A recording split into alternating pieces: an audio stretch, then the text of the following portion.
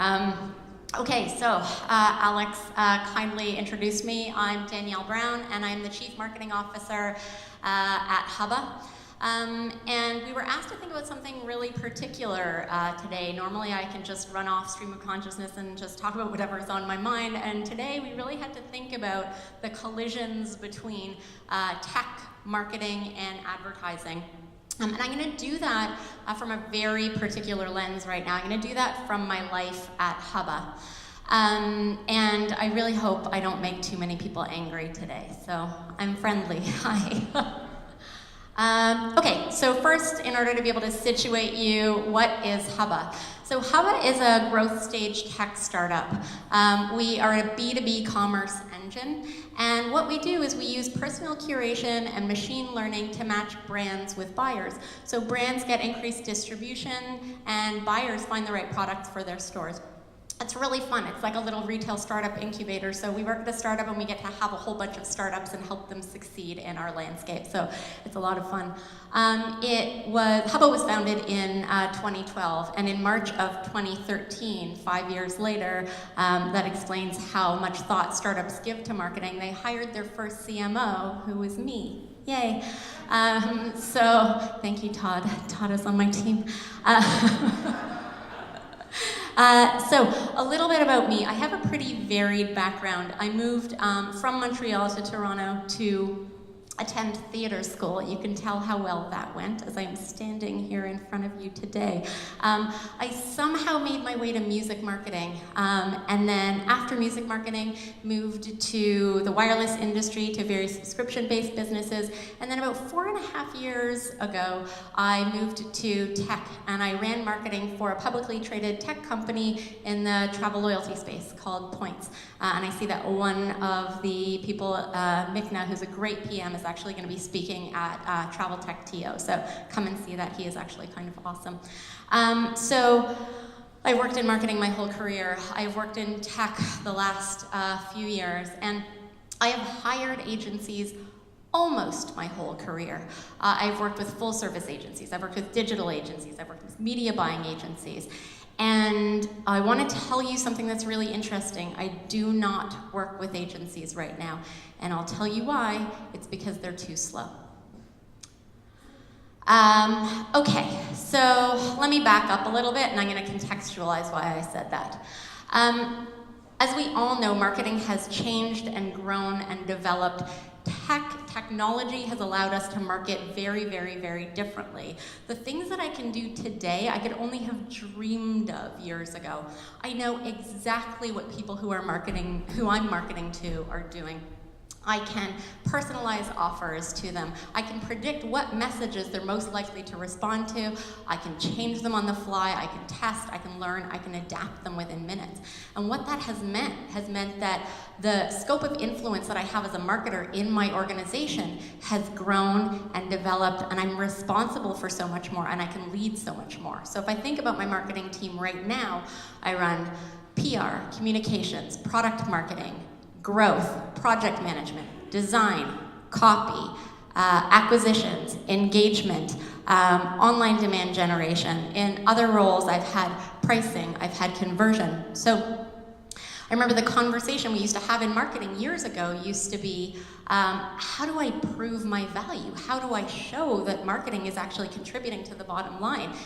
Here's the thing, we have moved, and no one is talking about marketing as a cost center anymore. Marketing is now a profit center, so that puts us as marketers in a really big position of power.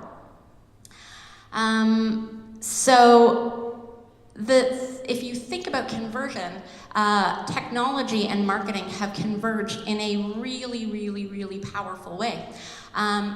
When I think about my life at a tech startup, I have to move so fast, and I'm not just struggling to keep up, I'm struggling to lead the charge. And so the thing that I constantly have to think about is, how fast can I move, and how can I think about things and ways differently? The environments in which I market have changed. I have to change the way I run my teams, because the concept of what I think it means to actually market has completely changed because of technology. So, enter Agile. I work in tech. For those of you who aren't familiar with Agile, Agile is a software development platform that came to be in the early 2000s. And what it is it's really about accepting that projects aren't just projects as they exist and you have a start and an end and you have deliverables. You get more information as your product, as the project grows and matures and develops. What you're actually supposed to deliver grows and matures and develops. And that Agile mentality lets you, to use a favorite buzzword lately, pivot and change on a dime, right? So that Agile mentality is something that I became really fascinated with when I came into tech. The way I used to market, to be perfectly honest, was, okay, I have these objectives, I'm gonna build my marketing plan, I have my strategies, I'm gonna take those strategies, I'm gonna get my team to actually execute on these tactics, and then I'm gonna measure results. And I mean, it's not that wooden, right? But it was pretty linear. And if I think about when I moved into marketing in tech, the thing about marketing in tech is everyone in a tech organization does not think in a linear way. They think in this Agile way. So how could I sell them on an idea or something that they need to do to change the product if I'm not thinking or speaking or working in an Agile way? So that became something that I really start to think about, how do I change the way I market? I looked at my friends in Eng, I looked at my friends in product, and I started thinking, okay, I'm gonna steal from them. And one of the things that I stole from them was Agile. I don't apply it in a pure way, but yeah, that idea of daily scrums, scrum masters, it really works if you're marketing in a tech organization. So now let's go back to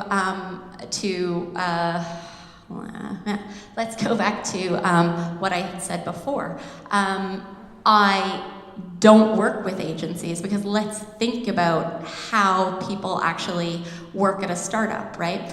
I have to move really, really, really, really fast. I'm gonna give you a little example of how fast I have to move. A week and a half ago, came into work and I found out that my acquisitions targets for November, up until the end of November, November 30th to be precise, increased 5-fold.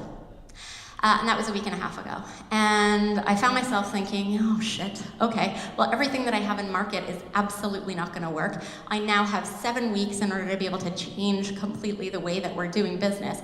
And so I went to my team, and my team is used to working in this really Agile way. And so because they work in this Agile way, they didn't freak out. They went, okay, great, what do we do? Targets changed, let's do this. 4 days later, all of a sudden, I had a whole new marketing plan and everyone's working to achieve those goals. I'm not actually worried. Now I try to think about what would have happened if I had an agency working with me. I'm imagining that phone call. I call my account director and I'm like, hey, guess what's going on? Everything that you've been working on for the last few weeks, I need you to scrap it. And everything that you did work on, it's not useful anymore. I need you to gather everybody together, and I need you to come up with a new strategy for me, and I need you to come up with it in 3 days. And I actually don't care if you can't get everybody together, and I actually don't care if your creative director is working on something else. I need you to move, and I need you to move now. And all that work that you already did, I'm not paying for it, because guess what? I don't really need it anymore. So the business model doesn't actually work, right? That's not fair when you say it out loud, but that's actually my reality. I'll give you another problem that I had. About a month and a half ago, I wanted to do a rebranding project. So I put out the call and I said, okay, here's what I need. I need some branding guidelines, I need a voice doc, and I need some treatments for a few new logos. My number one requirement is I need it fast. And by fast, I mean I need it in a couple of weeks. And I didn't leave that out there. I said I need it in a couple of weeks. What can you do for me? All of the responses I got back were 3 months. 3 months. I'm gonna tell you something. I work on 2-week release schedules. Stuff changes on a daily basis.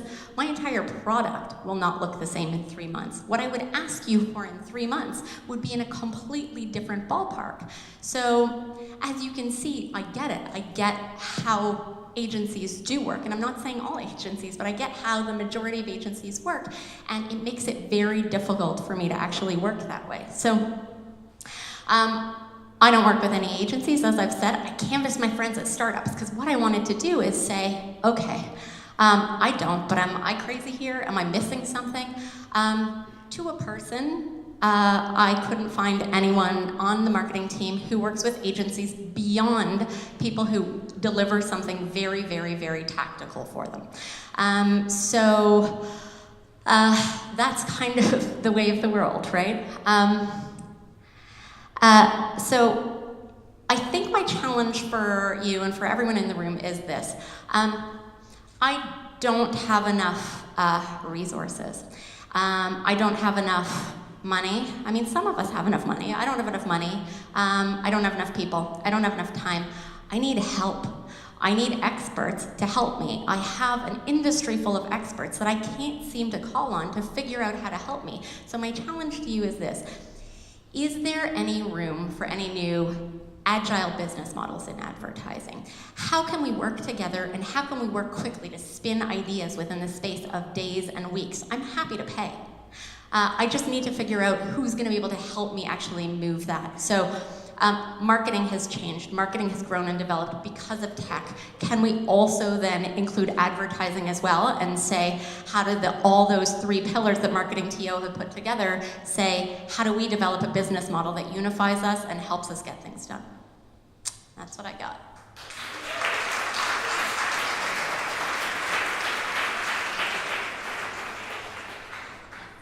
Okay, so we're going to take some questions. Start on this side. Anybody have a question? Danielle? Okay, there's one. Oh, you have one? Okay, sure. Sure. Hi, I'm from an agency. Hi. I love you. We're a small agency, but I want to tell you that we work in the travel category.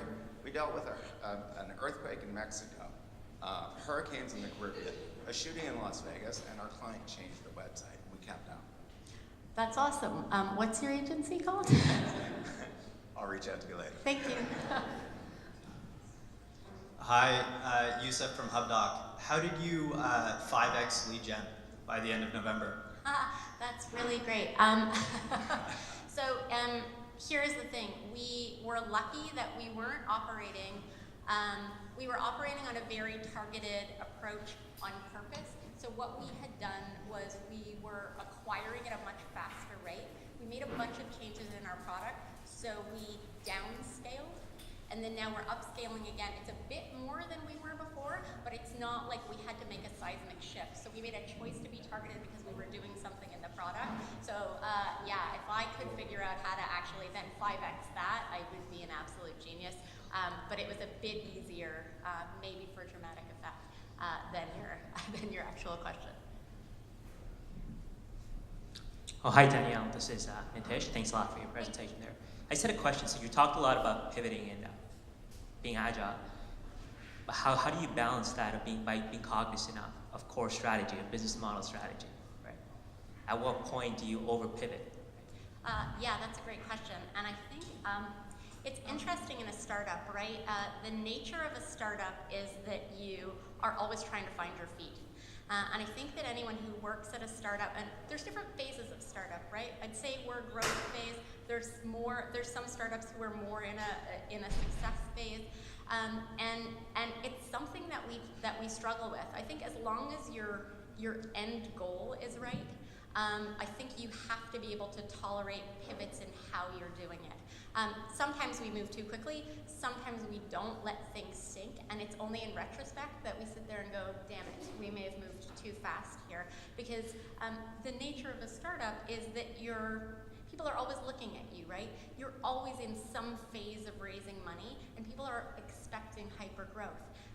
So yeah, I think your question is interesting because you do run the risk of overcorrecting, and I think when you hit your maturity, I think when you're in your growth phase, you start to realize when you shouldn't have a knee-jerk reaction.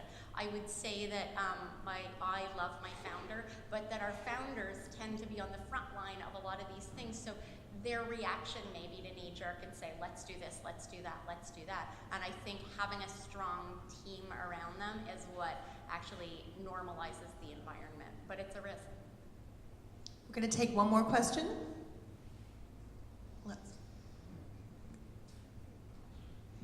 Hi, if you pivot too fast, then do you, during retro, and then do you go back to how it was?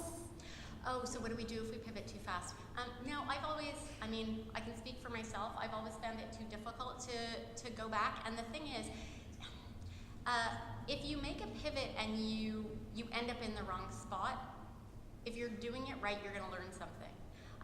So going back to old state is never old state. You've learned something new. So I would say you never do go backwards, because even if you revisit that strategy, you're going to be smarter and you're going to be doing it in a